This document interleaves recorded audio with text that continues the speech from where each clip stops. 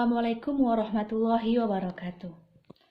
Alhamdulillah, puji syukur, mari kita panjatkan kepada Allah Subhanahu wa Ta'ala karena berkat rahmat dan segala karunia-Nya yang telah diberikan kepada kita, sehingga kita masih diberikan nikmat kesehatan hingga pada hari ini.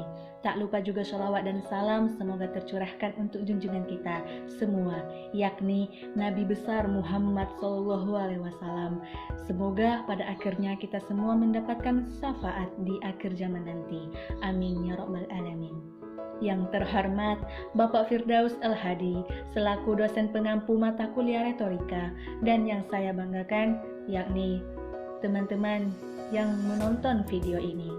Mengingat betapa pentingnya peran remaja dan pemuda bagi bangsa dan negara, izinkan saya untuk menyampaikan pidato saya yang berjudul Peran Generasi Muda untuk Kemajuan Bangsa dan Negara.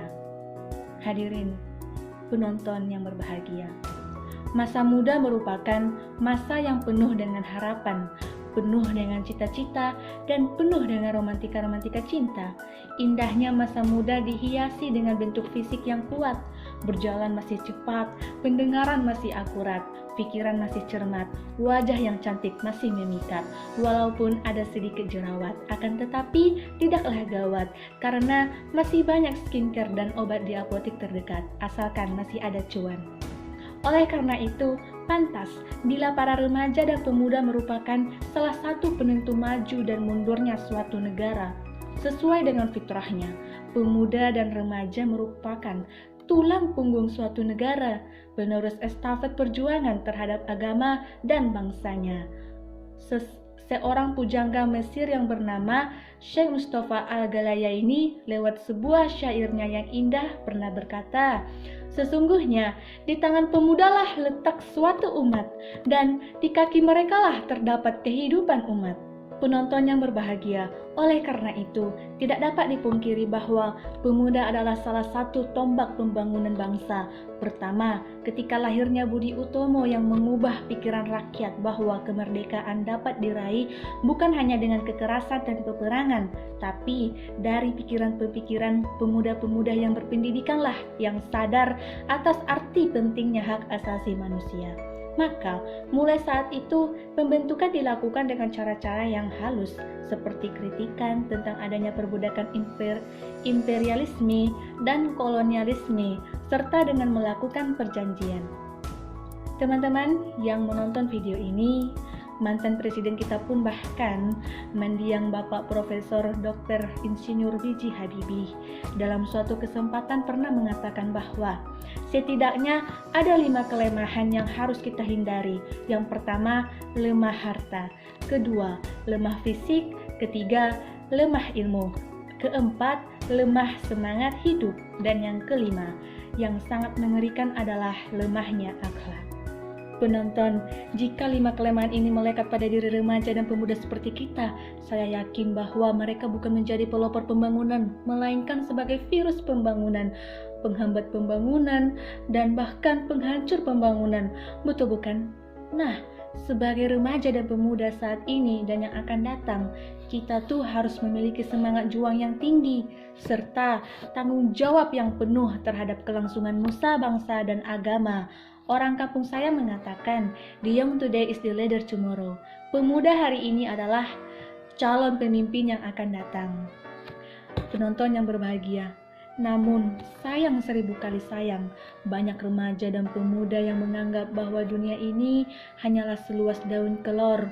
Kemana-mana maunya naik sepeda motor, padahal kerjanya hanya cuma molor, persis seperti ayam ngeramin telur. Belum lagi yang terlibat narkoba, pergaulan bebas, tawuran, kebut-kebutan di jalan.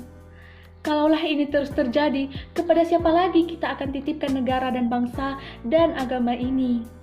Penonton yang berbahagia, generasi muda bukan hanya sekedar kumpulan anak-anak muda, tapi generasi muda adalah mereka yang mampu menggantikan generasi sebelumnya dan mampu membuat perubahan menjadi lebih baik lagi dari apa yang sudah diraih oleh generasi sebelumnya. Padahal, sesungguhnya Islam menginginkan Ketika penindasan sedang terjadi dalam suatu masyarakat dan bangsa, para pemuda lah yang akan tampil melakukan perlawanan. Seperti contoh ini. Ketika terjadi pengrusakan terhadap nilai-nilai kehidupan, para pemuda lah yang akan tampil memberantasnya. Seperti ini. Dan ketika terjadi kebencian terhadap Islam, pemuda lah yang akan tampil menjadi pembelah yang gigih, sekaligus menjadi pengikut setia Nabi Muhammad SAW. Itulah beberapa karakter kehidupan pemuda yang terukir indah dalam khasanah sejarah umat Islam. Lalu, apa peran generasi muda untuk kemajuan bangsa di era reformasi ini? Yang diperlukan bukanlah taktik perang, bukan juga otot dan tenaga yang harus dikuras mati-matian, tetapi hanyalah otak yang menghasilkan ide dan gagasan serta sikap jujur dan pantang menyerah.